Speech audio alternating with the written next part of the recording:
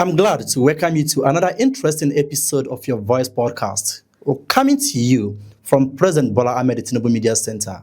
As usual, on this show, we discuss policy, economy, we discuss sports, entertainment, education, and a whole lot more. I remain your favorite host, Mba Emmanuel, aka Parkman.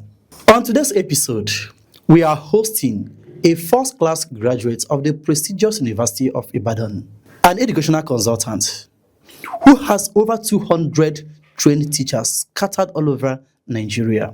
He is the founder of Erudite Group of Schools. This is a proud son and a prominent chief of Ibadan land. Behold, the Baameko of Ibadan land, Saheed Oladele. Welcome to the show, sir. Thank you very much. I'm Saheed Oladele, the Baameko of Ibadan land. And thank you for having me on your show today. You have said it all already. I don't even need to introduce myself. Okay, let's continue. It's my pleasure having you on this show. And the pleasure is all mine. It's not every day that we welcome a first class on this show, and having you as a first class graduate from University of Ibadan. So let's start with an insight into your academic background. As a first class graduate, how has this prestigious position, first class, helped you to impact on Nigerians?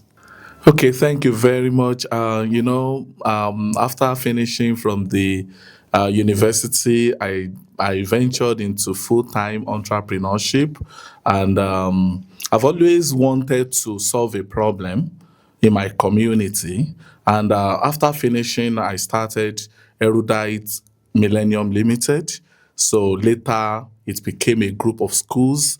So this school has helped a lot of young Nigerians secure fully funded admissions to Ivy League universities and many other reputable universities outside Nigeria.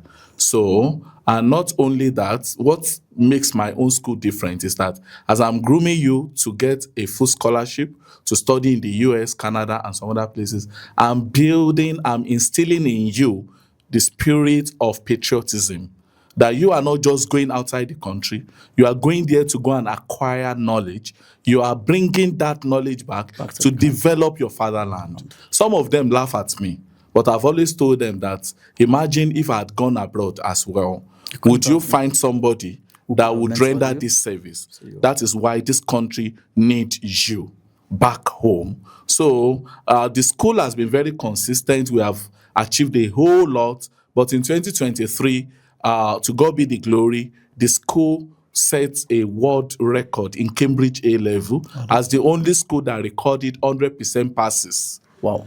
100% passes in Cambridge A-level within the world's shortest preparatory time. Wow. The 100% passes was not the world record, but recording it within just 4 months, a maximum of 6 months in lieu of 2 years, 1 year, 10 months, or 8 months, really, really wowed a lot of people. It caught the attention of the media, and when it went viral, I got invited to the Palace of Olubadan, who installed me as the first ever Baameko of Ibadan land. Baameko means father of all educationists from Ibadan or in Ibadan. The irony of it is that I am one of the youngest chiefs of Ibadan land, but they have made me the father of all educationists in Ibadan or from Ibadan. And you know Ibadan is the political headquarters of southwestern Nigeria. So in fact, the king of Iragbiji told me recently that once you are Baameko of Ibadan, you are Baameko of Yoruba land. Mm-hmm. And I didn't have choice but to accept that. And so when he said it. Okay, fine and good. Okay, let's take a little tailoring towards your towards your political journey and career. President Bola Ahmed Tinubu has implemented so many policies, both having hardship, some painful, some also turning around the economy of this country. Among all these policies which he has implemented so far, which among them have so much impact on the people, and why do you think it is so?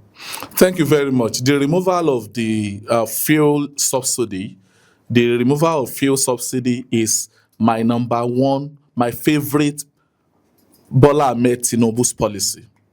We cannot keep deceiving ourselves as a nation. As a matter of fact, so if the subsidy were still to be there, you mean that we'll still be importing fuel into the country by now? We'll still be living on borrowed finances? So, number one policy of the president that I support is the removal of the subsidy. It is not easy. Nothing good comes easy. Eventually, we're going to benefit. Yes, Nigerians are hungry. Nigerians are crying. Yes, I am also not happy that Nigerians are hungry. But the fact is that nothing good comes easy. Yes, sir. We want to achieve now. This first subsidy removal has given us number one.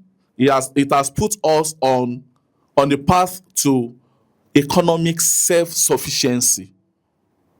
That is one. It has promoted competition among big boys in the oil and gas industry. So instead of being a big importer of petroleum in Africa, we are now a big exporter of petroleum. Is that not fantastic? It is. It is fantastic. It is. So there is competition already among all these big people. Yes, the dollar flights before that used to happen, people, before you know it, they will say, okay, this is the amount of money that has gone into this. That one is no longer there. It has been But cut. unfortunately, and I must also commend the president for that smartness, because that has brought a lot of money into our system. Many of our governors now, they are collecting double or triple of what they used to collect. Sure. But the irony of it all is that Nigerians are not feeling it. Nigerians are not feeling it. Instead of Nigerians to blame their governors, they are blaming President Bola Ahmed Tinubu. Yes, he stopped fuel subsidy. We have more than enough money now in the system. So, but unfortunately, the governors are not doing things that would affect our people directly. So, Okay, let's see to the line of the policies so far that the Mr. President have actually implemented. One among them is the local government's autonomy, and many states have actually refused to allow these local governments to breathe. We have seen from the judgments of the Supreme Court, many governors still feel that they can suppress the local government's autonomy. If anybody does not know that Mr. President has good intention, Okay. so I personally cannot help such a person. Okay, so now what is your own personal view of this intervention? That is exactly what I am trying to say. That local government autonomy is one of the best policies in this country so far. This has been long overdue. Do you know what it means? The president is the one fighting for the masses. Any governor that is against local government autonomy is an enemy of the masses. Mr. President is actually the friend of the masses by fighting for local government autonomy. Because what that simply means is that the money that is meant for each local government will go directly to the local government. No governor will be able to pocket it. No governor will be able to steal it. Mr. President allowed it. Is even now the one fighting for it. Unfortunately, Nigerians do not know their enemies. Any governor that does not support Mr. President on local government autonomy is an enemy of the masses. Because one solid way that the dividends of democracy can get to the people at the grassroots is through local government autonomy. If I become the governor for your state, as people are projecting, by God's grace, that will be my number one policy. That would be my number, because what does it take the governor? Stick to the funds of the state. Let the fund meant for the local government go to the local government. Let it be spent judiciously. You can put a monitoring organ in place to make sure that the money is not embezzled by the chairman of the local government. That's all. Don't take a cover from local government funds. If you need to use part of it to pay salary, that is understandable. Let the chairman even be the ones to pay their own salary. Exactly. Let them man the money completely. Very simple. So I've been telling a lot of people this. Democracy have to go to the grassroots. There is no way our democracy can get to the grassroots without local government autonomy. The federal government cannot do it alone. The state governors cannot do it alone. So the power has to go to the local government, and that is my number one point on my own agenda as governor for your state by God's grace, starting from 2027. I want to commend Mr. President for being a good role model in the area of local government autonomy. I'm going to be. I'm hopeful that when you have become the governor for your state, I'm going to still have you on this show. By God's grace, then you tell us how you have planned to implement your policies for. By God's grace, people that called me to come and be governor for your state, they know my antecedents. Oh, that's good. They know who I have been, and that is why people who are older than my father could step forward to say, "It is you, this young man, that we want to be the next governor for your state." Okay, thank you. In your earlier response, you said that the removal of the fuel subsidy has actually put more money in the hands of the governors. Yes. Okay, and you're also aspiring for the governorship position of Oyo State. Now, at a time when governors have started making these increased allocations due to the reforms of Mr. President, okay, and they still being seen spending so wastefully. The people are seeing them spending so wastefully. Now, what do you say about this? And what can you do or will you do if you become the governor? Something you can do differently. Thank you very much. You know, I've just mentioned that if I become governor, I will let every government for the local government go to the local, like in my states now. Some people are agitating that power should shift from Ibadan to maybe to Okeogun or any other region. It's because the local government funds have not been properly spent before. If they have a right-thinking man like me as their governor, nobody needs to agitate for power shift to any Okeogun or any part of your state, because as I'm developing Ibadan North local government, I'll be developing Shaki, Isheyin, Igbeti, Ogbomoso simultaneously. So if this development is being witnessed simultaneously, nobody will say, let power shift to my region. Unfortunately, politics is a game of number. Sure. So if they do not have the number, like in Ibadan now, so the governor has always been saying that the election that brought him in for second term, 73.2% came from Ibadan alone. So if Ibadan has over 50% of the voting population and you want a big party like APC to hand the ticket to somebody outside Ibadan, that's a big gamble. Exactly. That's a big gamble. Even the president may not want to do something of such, especially when a vibrant man from Ibadan is already being pushed by the Ibadan people to be the next governor. You understand? I do. So basically what I'm trying to say is that our governors are too wasteful. They are too wasteful. That is why I do not believe that governors should enjoy immunity. That is the problem. If our governors do not have immunity, many of them would have been stoned on the streets. Many of them would not even finish their tenure.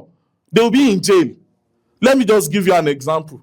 In my own state, I just read in the news that my governor wants to renovate the government house with 63.4 billion. Wow. 63 billion for renovation of government house. When I first read it, I was like, okay, maybe the government secretariat, because our government secretariat is actually too old. Maybe he wants to spend it to turn it to something very new, fantastic. But by the time I got the details, I discovered that it's only the governor's lodge, deputy governor's lodge, the speaker and the like, that will go up 63 billion naira. So that simply proves that they have a whole lot of money. They don't know what to spend it on. Many of our roads in Okeogun, in Ogbomoso, and even in Ibadan, they are so terrible. Our governor cannot spend the money on that. He can spend 63 billion naira to renovate government house. Yet, they will be driving a populist government. People will be sending the blames to the president. Why our governors are the ones enjoying subsidy removal.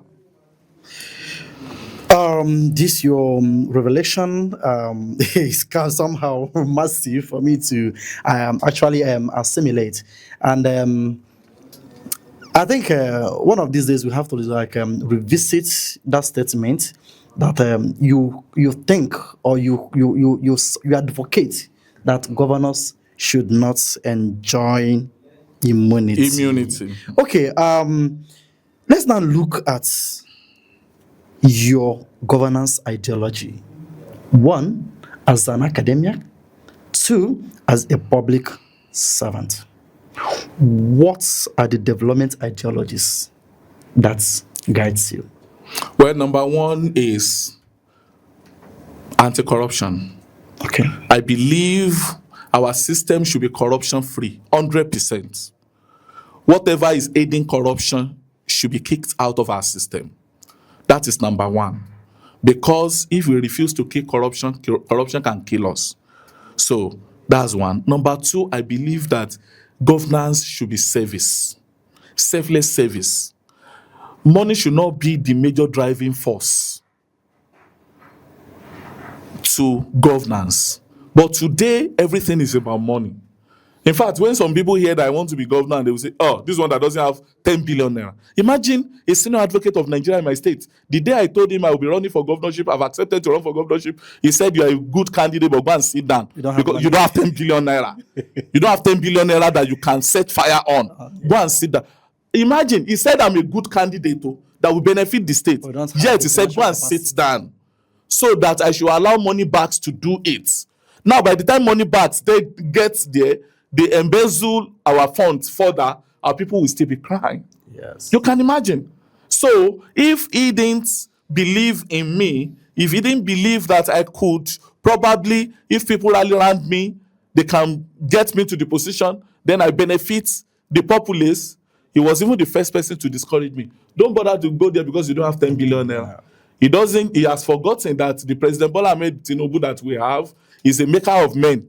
Exactly. If he discovers somebody like me with my potential, coming from my very rich academic background, my brilliance, everything, and my antecedents, they can even say, this is even the boy that I want to use. Exactly. And that fund will no longer be an issue.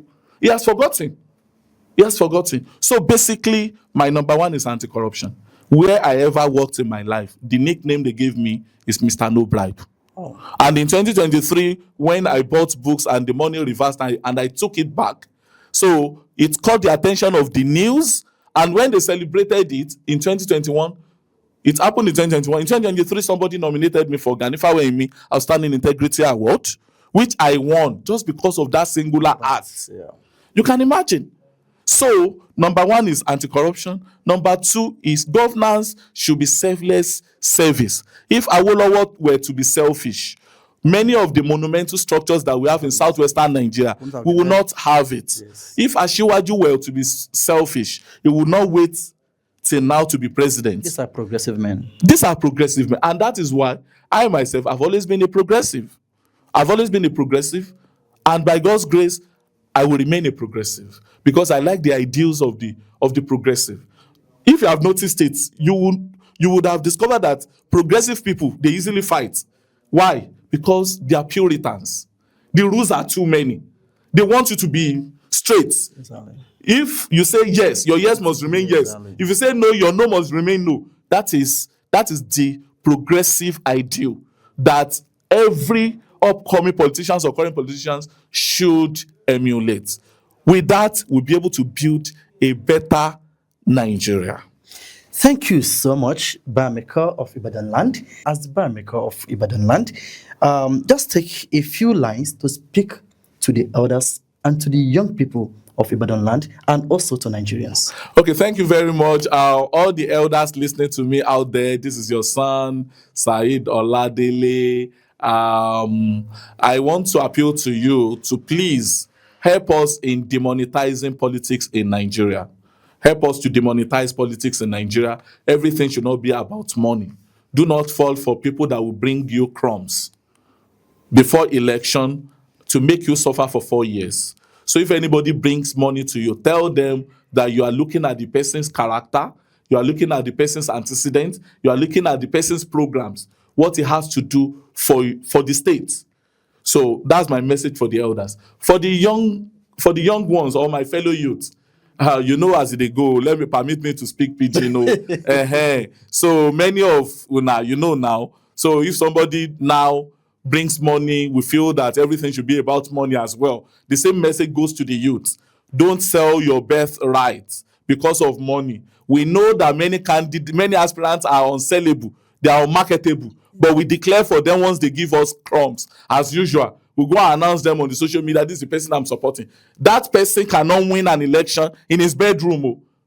You imagine, no? Yes. They will be supporting somebody that even the wife will not vote Vote for him. vote for him. But because he has dropped money, they will begin to shout the person's name here and there. So please be youth that will make Nigeria proud, not a youth that will keep giving Nigeria bad name either in Nigeria or outside Nigeria. Let the quality of youth inherent in you be one that will make Nigeria as a whole proud. Not that when we are tested with little power, we fumble. We have had youths in this country that held positions, but unfortunately, there is nothing tangible to show for it. And that is why many leaders, many elders, that is why they doubt the capacity of some youths. But I've always been telling them, the quality of youth you bring to power will determine the quality of product you get. It is what you sow that you will reap. If you vote for a youth because that youth has money, you get the kind of thing that you have invested in. If you bring out a youth and you support that youth, you will also get the dividends of democracy that you have invested in. Thank you very much. You're welcome, and thank you so much, the Baameko of Ibadan land. It's a pleasure having you on our show. Thank you very much for having me. Thank you so much. And to my esteemed viewers, thank you for joining us. From the mouth of the Baameko, he says, let us not demonetize politics in Nigeria. If you have not, let us demonetize. Let us demonetize politics in Nigeria. Yes. If you have not gotten another thing, please take this home. Politics in Nigeria should not be all about money. And that brings an end to today's show. Remember, this got you from President Bola Ahmed Tinubu Media Center. And I remain your favorite host, Mba Emmanuel, aka Pacman. Follow us on all our social media handles, scrolling right now on our screen. Until next time, take care of yourself.